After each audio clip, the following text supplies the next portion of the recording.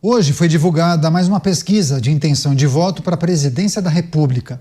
Esse levantamento da Real Time Big Data aponta o presidente Lula na frente do senador Flávio Bolsonaro em um cenário de primeiro turno. Lula aparece com 39% das intenções de voto contra 30% de Flávio Bolsonaro. Neste mesmo cenário, o governador do Paraná, Ratinho Júnior, do PSD, aparece em terceiro, com 10%. Ele é seguido pelo governador de Minas, Romeu Zema, com 3%. A pesquisa Real Time Big Data também analisou o perfil ideológico e partidário dos eleitores. Cerca de 18% se considera de direita, 24% se considera de centro-direita. Do outro lado do espectro político, temos 17% que se consideram de centro-esquerda e 14% de esquerda. Uma boa parcela da população se considera de centro, com 26% dos eleitores. Já 1% não soube o que responder. Pois é, eu vou, inclusive, trazer informações adicionais, mas eu quero só transmitir um dado importante, porque essa pesquisa ouviu 2.000 pessoas, 2.000 eleitores em todas as regiões do Brasil entre os dias 6 e 7 de fevereiro deste ano. O índice de confiança é de 95% e a margem de erro é de 2 pontos percentuais para mais ou para menos. Começar essa com o Roberto Mota, que adora falar de pesquisa eleitoral. E nesse caso, Mota, Lula, que é o presidente da República, tem a máquina na mão, lidera. Pois bem, o segundo colocado, Flávio Bolsonaro, eu acho que se consolidando, né, como o segundo lugar em praticamente todas as pesquisas e com um score importante, 30%. E aí o que chama atenção nesse cenário, com um nome do PSD. Fizeram com os 3 nomes do PSD, viu? Depois eu trago os outros números. Com o Eduardo Leite, com o Ronaldo Caiado, mas quem melhor performou foi Ratinho Júnior, 10%, e os demais candidatos não chegaram a 2 dígitos. Enfim, o que é possível considerar em relação a esse levantamento? Aponta que tipo de tendência, hein, Mota? Microfone fechado, por favor. Caniato, eu juro que eu faço um esforço, eu juro que eu leio essas pesquisas, olho para esses números, reflito, fico pensando qual é a novidade aqui, qual é o grande insight, qual é a informação. Bom, candidato do governo na frente, Flávio Bolsonaro em segundo. Qual é a novidade? Nenhuma.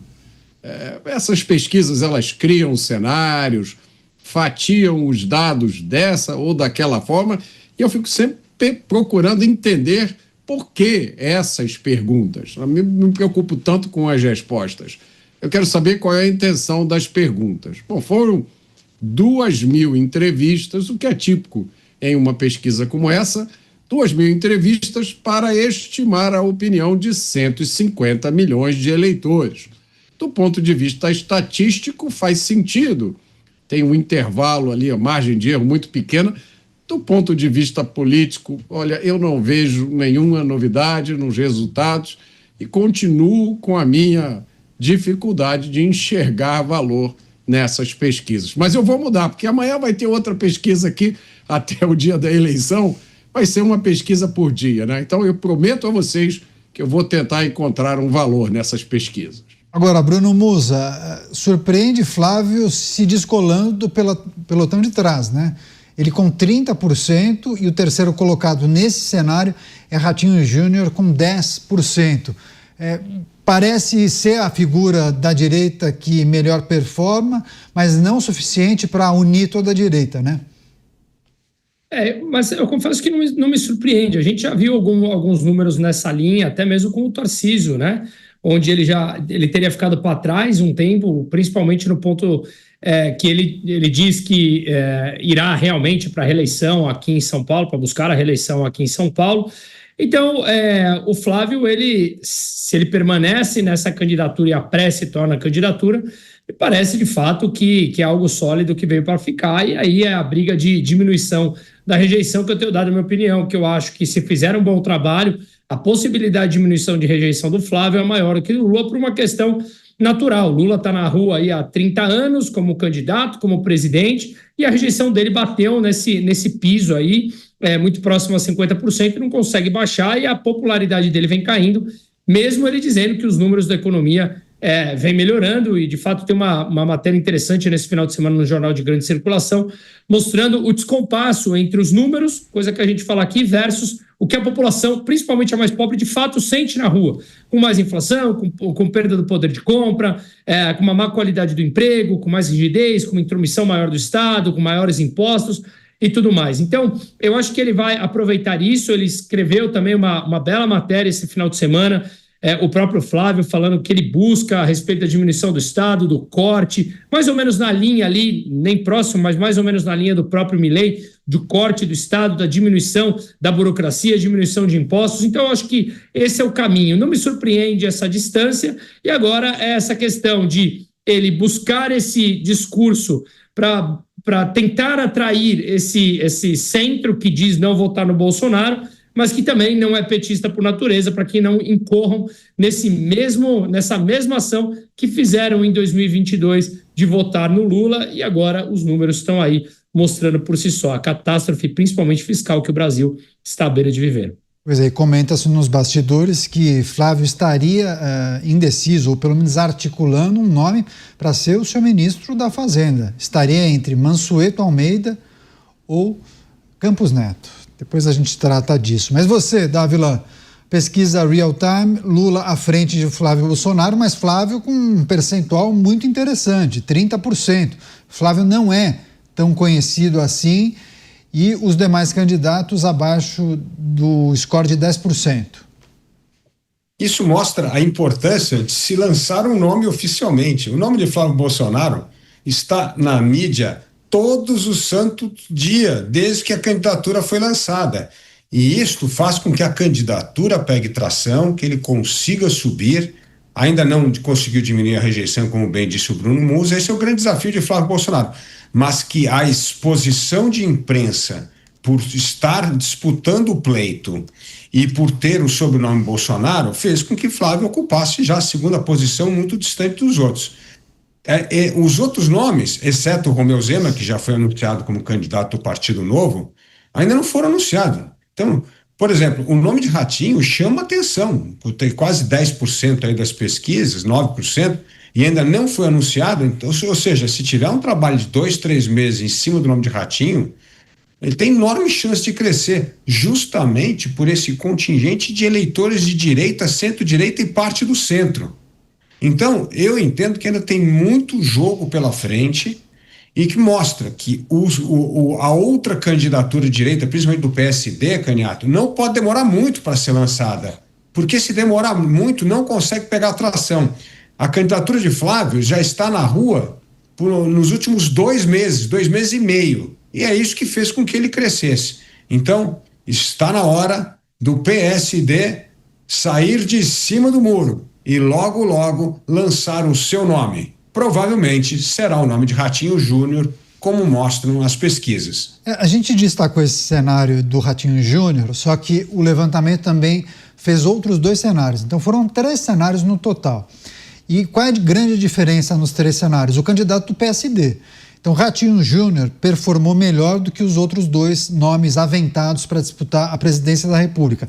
No cenário com Ratinho, ele ficou com 10%, com Eduardo Leite, 5%. E no cenário com Ronaldo Caiado, Caiado ficou com 6%. Foram as diferenças importantes nos outros candidatos nesses outros 2 cenários? Zema ficou com 3% em um cenário e 4% nos outros 2.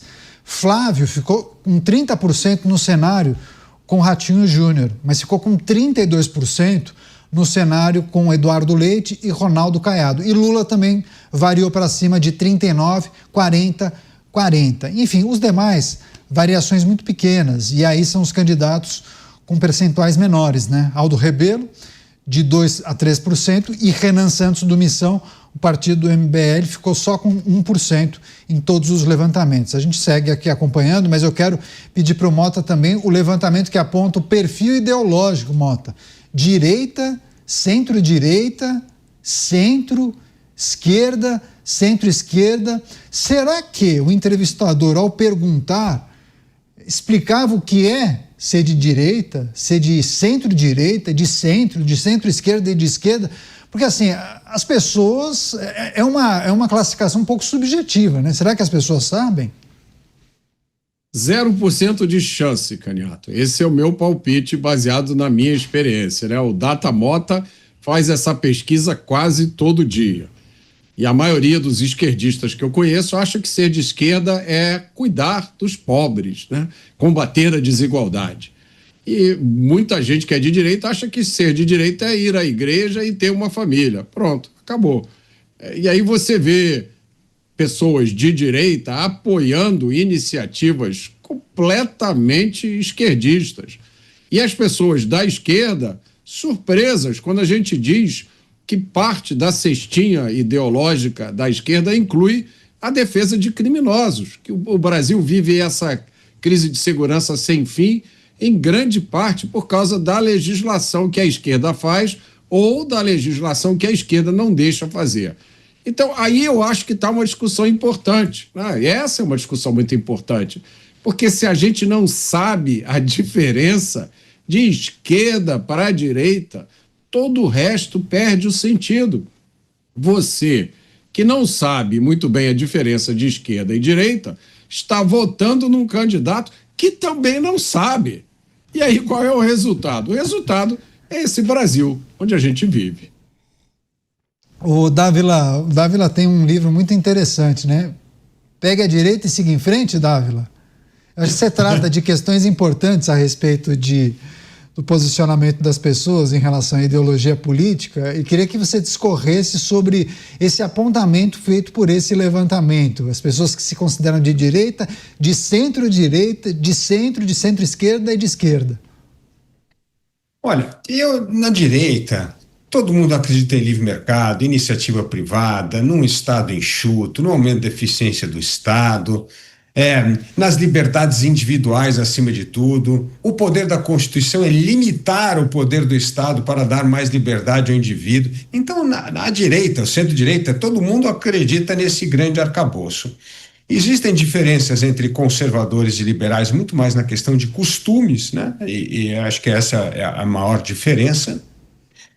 O que eu vejo na esquerda, o Mota tem razão, a esquerda é sempre a história do combate à desigualdade, as desigualdades é o grande problema de tudo, é o demônio contra o capitalismo, a desigualdade é o que o governo tem que se intrometer na economia, intervir no mercado para resolver a questão da desigualdade social, e essa intervenção ela é sempre desastrosa.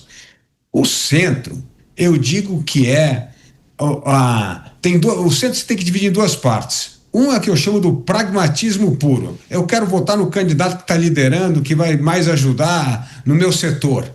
Eu escuto isso muito. O Musa deve escutar direto. O negócio é o seguinte, esse aqui é bom manter meu subsídio, manter uma reservinha de mercado. Então a gente é a favor do mercado, mas também não dá para ter essa competição desleal. Tá? Então tem de tudo no Brasil. O ponto hoje, e é isso que eu acho que será determinante na eleição, é o enorme grau de insatisfação com o governo em torno de temas muito importantes. A questão da inadimplência. Nós estamos falando aqui com mais de 74 milhões de brasileiros em inadimplência, mais de 8 milhões de empresas, né, hoje negativadas. Esse é o que está tirando o sono. E o segundo é a violência, é a segurança pública. São dois assuntos que o governo não consegue sair do corner para explicar por que o Brasil desandou tanto. E o terceiro, que voltou às manchetes agora, é a questão da corrupção. Esse antro de privilégios, de super salários, penduricalhos, vantagens que só uma pequena parcela da elite do funcionalismo público tem às custas do nosso dinheiro. Então, corrupção, segurança e inadimplência. 3 assuntos que vão tirar o sono do presidente da República e podem ser grande ativo político para a direita voltar a crescer. Pois é, deixa eu só fazer um convite. Gostaria que você que nos acompanha participasse da enquete do dia sobre um tema que nós já discutimos aqui, a possibilidade de acabar com a escala 6x1, a PEC que prevê o fim dessa escala. Quais devem ser as consequências para patrões e empregados se o fim da escala 6x1 for aprovada? Gostaria que você votasse no nosso portal e também no nosso YouTube. Você acha que Um cenário de manutenção salarial em novas contratações? Ou você aposta mais na redução salarial e demissões? Vote em jovempan.com.br e também no YouTube do programa Os Pingos nos Is. Eu conto com você. Me despeço agora de parte da rede que ficará com a sua programação local. Mas nós seguimos aqui debatendo, analisando esse levantamento feito pela Real Big Data com os nossos comentaristas, passar para o Bruno Musa, analisar também essas discussões a respeito do posicionamento político e ideológico, a maneira como as pessoas se veem, Bruno Musa. E essa declaração dos eleitores, isso ajuda na formulação dos programas, Bruno Musa? Veja, eu acho que muitas coisas atrapalham. Eu tenho uma visão até mais simplista da coisa. Basicamente, nós temos, na minha forma de ver, para complementar tudo que os dois disseram, tanto o Mota como o Dávila, que eu concordo muito com eles, é o seguinte. Na direita, acredita-se muito mais no indivíduo, na responsabilidade individual e na moral por essa responsabilidade.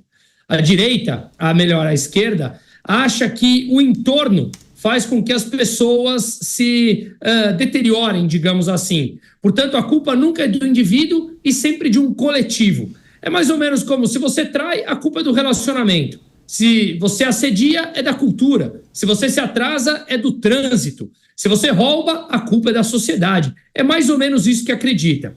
A culpa nunca é do indivíduo para eles. Para a direita, é mais uma questão moral. Se eu me atraso, eu não posso fazer isso com o outro lá do outro lado.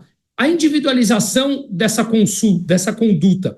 Você olha para dentro de si e não para terceiros. Portanto, não é uma decisão política, é algo moral. E aí, obviamente, vem tudo que a gente destrincha. O livre mercado. Por quê? Porque também tem a ver com responsabilidade individual. A liberdade individual, a liberdade de mercado, um Estado menos intromissor em nossas vidas, significa e pressupõe mais responsabilidade individual para cada um. Então, quem é de esquerda acredita que um Estado, um ente coletivo, deve tutelar essa pessoa.